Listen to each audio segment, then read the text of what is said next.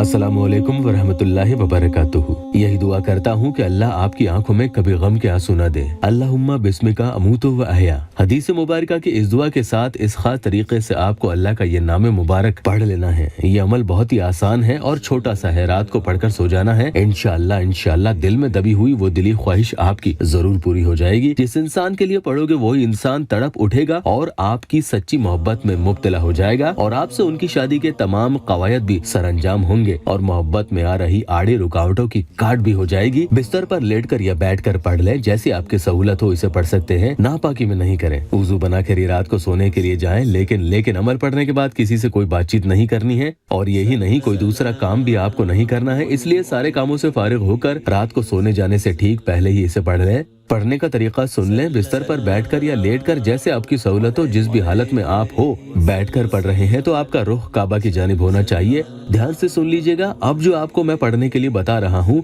वो सब आप दाएं यानी सीधी करवट लेकर ही आपको पढ़ना है। लेट कर पढ़ रहे हैं तो दाएं यानी सीधी करवट लेटकर ही आपको पढ़ना है। और अगर आप बैठकर पढ़ रहे हैं तो जैसा मैंने बताया कि काबा की तरफ रुख करके आप पढ़ेंगे, यही बेहतर होता है। सबसे बेहतर दो जानू बैठकर पढ़ें, जैसा नमाज में अतहियात के दौरान बैठते हैं। दिल में ये नियत कर लें और आहिस्ता से कहें कि या अल्लाह, मैंने फला शख्स को माफ किया। फला की जगह जिसके लिए आप ये अमल पढ़ रहे हैं उस इंसान का नाम ले लें।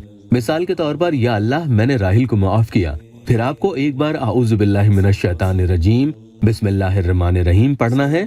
अमल बहुत ही खास है और इसे आप एक ही रात कर लेते हैं तो इसका असर आपको उसी वक्त देखने को मिलता है इंशाअल्लाह।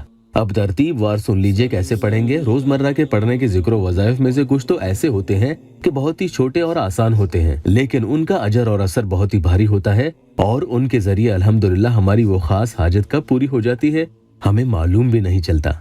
तो रात को सोने से पहले 2 मिनट निकालना आपके लिए कोई मुश्किल काम नहीं होना चाहिए। आपके कपड़े भी पाक साफ हो। सबसे पहले सुबहान अल्लाह 33 मरतबा पढ़ लीजिए, फिर 11 मरतबा या वदूदो पढ़ लेंगे। ये सब आप अपनी उंगलियों के पोरों पर पढ़ सकते हैं और आपसे गुजारिश करूंगा कि चैनल को सब्सक्राइब जरूर कीजिएगा।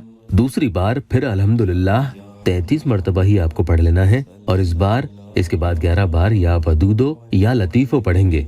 तीसरी बार आप अल्लाहु अकबर 34 मरतबा पढ़ लेंगे और अब इस बार 11 मरतबा या वदूदो या रऊफो या रहीमो पढ़ लेंगे।